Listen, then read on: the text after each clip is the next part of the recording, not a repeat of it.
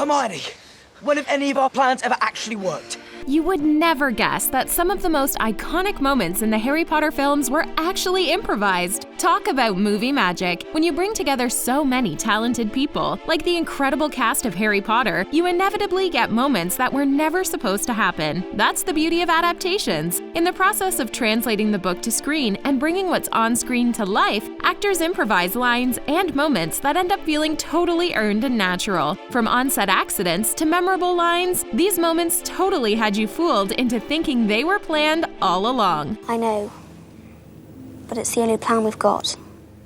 At 13 years old, Daniel Radcliffe was keeping pace with the best of the best. Hard to believe, but the tense face-off between Harry and Lucius Malfoy at the end of Chamber of Secrets was improvised. After Dumbledore dismisses Lucius, he's supposed to leave the room without another word, but Jason Isaacs ad-libbed the quip, "Let us hope Harry Potter is always around to save the day." But Harry claps back. Don't worry, I will be. It's a pitch-perfect moment that was all Daniel Radcliffe. Fitting, too, in that Harry Potter, the character and the story, will always be around, all thanks to the wonderfully dedicated fans. It's not a term one usually hears in civilized conversation. Sometimes actors are so talented, you can just roll the camera and capture the magic that ensues. That's exactly what director David Yates did for the scene in Deathly Hallows Part 1, where Bellatrix tortures Hermione. He had two phenomenal actresses in Helena Bonham Carter and Emma Watson, and letting them do their thing was definitely the right choice, as much of the scene was improvised. To top it off, the most excruciating detail, when Bellatrix carves the word mudblood onto Hermione's arm, was also the actress's idea. Stop.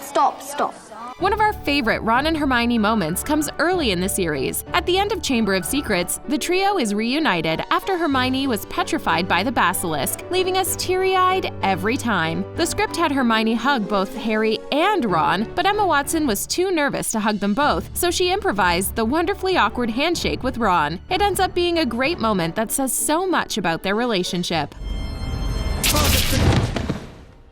The infamous moment when Voldemort hugs Malfoy in the Deathly Hallows was never in the script. It's such an odd moment for Voldemort to hug Malfoy that it could only have been a spur-of-the-moment choice by the brilliant Ralph Fiennes. Apparently, he only did the hug in one of the takes too, but it was so bizarre and effective that that was the take they went with for the movie. Like all of us watching, Tom Felton didn't see it coming, so his baffled reaction was totally genuine.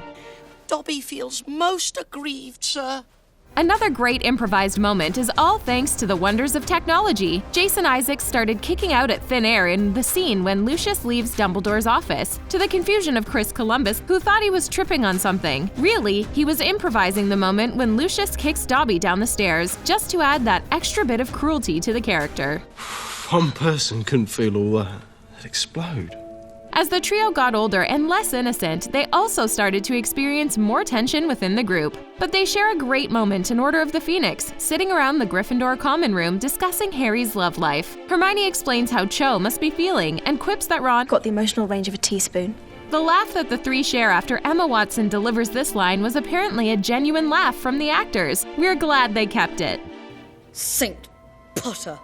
One of the funniest moments in the movies has to be the moment in Chamber of Secrets, when Malfoy stumbles on Ron and Harry, who have taken Polyjuice Potion to disguise themselves as Crabbe and Goyle. Malfoy can't imagine why Goyle is wearing reading glasses and casually throws out, I didn't know you could read. It's all in Tom Felton's delivery. Apparently, he'd forgotten his actual line and improvised this hilarious bit of dialogue. Harry Potter is dead! In Deathly Hallows Part 2, Voldemort gives a grand speech during the Battle of Hogwarts to demonstrate his power and compel those still fighting the good fight to fall in line. But surprisingly, the speech, terrifying in its menace, wasn't totally scripted. Ralph Fiennes improvised much of it, changing up his lines each take to keep the reactions of those listening fresh. According to Jason Isaacs, it kept a courtyard of extras and actors on their toes. We bet it did. You've got dirt on your nose, by the way. Seeing how young the Harry Potter cast was back in the first movie makes us super nostalgic for more innocent times. The trio's first scene together was the beginning of it all. But did you know that part of the scene was improvised by Emma Watson? When Hermione realizes she's talking to the Harry Potter, she shouts, Holy cricket! You're Harry Potter! The Holy Cricket exclamation was totally improvised. Director Chris Columbus loved it and kept it in. How do I look? Exceptionally ordinary. Dancing is hard, and it's easy to make a fool of yourself doing it, but Luna Lovegood is one person who dances like no one's watching. In The Deathly Hallows Part 1, Luna's hilariously odd dance with her father at Bill and Fleur's wedding wasn't scripted. Ivana Lynch wanted to create a Luna-worthy dance to perform for the scene, and what she came up with was so strange and amazing that we can't imagine the scene without it. Master has given Dobby a sock. What? I didn't. In the script for Chamber of Secrets, Lucius tries to cast some minor curse on Harry after he helps to free Dobby. Jason Isaacs apparently forgot what curse he was supposed to say and said the first thing that came to mind, which happened to be Avada Kedavra. We'd say going straight to the killing curse is a bit of an overreaction. Thankfully, Dobby intervenes before he can finish it. The moment works because it shows how unstable and frightening Lucius can be. You shall not harm Harry Potter. Who could forget Mr. Weasley's super serious question to Harry in Chamber of Secrets? Tell me, what exactly is the function of a rubber duck? This moment was also improvised. Mark Williams, who played Arthur Weasley, came up with a whole series of funny Muggle-related questions to ask Harry in the scene where they first met. He would change it up each take for maximum comedic impact. If only we could have been a fly on the wall while they were filming this scene. There's no Hogwarts without you, Hagrid. At the end of Chamber of Secrets, after Hagrid has been vindicated, he gets a standing ovation from all of Hogwarts.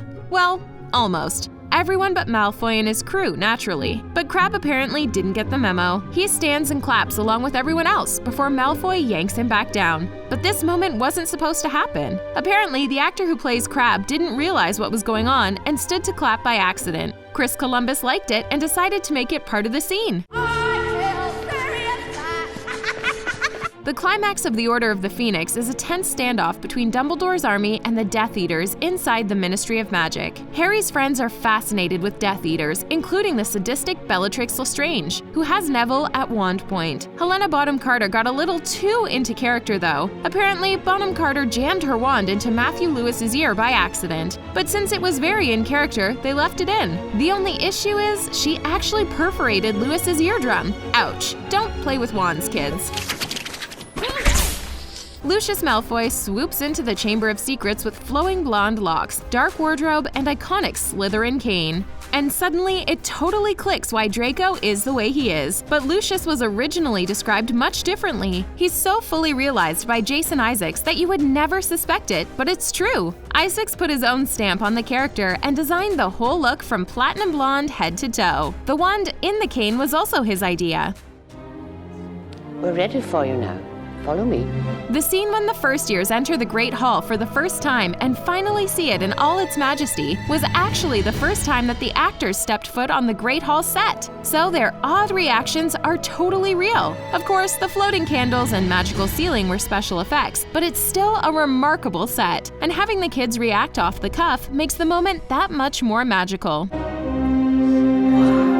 Barty Crouch Jr. is maybe the creepiest character in the whole series. And that's all thanks to David Tennant's deliciously slimy performance. His snake-like tick of flicking his tongue only reinforced how much of a duplicitous Death Eater he was. Interestingly, the constant tongue flicking was improvised by David Tennant. It's one of those rare improvisations that ends up being crucial to the plot, since the characteristic flickering tongue is a dead giveaway that Mad-Eye Moody is not who he seems.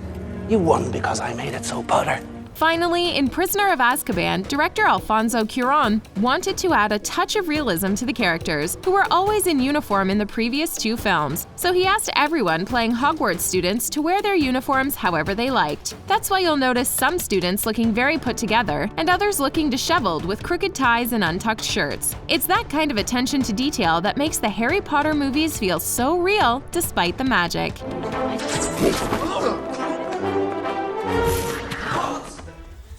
As you can see, spontaneity has a way of creating the best moments in a movie. Were you fooled by any of these scenes in the Harry Potter franchise? Let us know in the comments, and don't forget to hit that subscribe button for more magical videos from The Things. Thanks for watching, Potterheads! Mischief managed!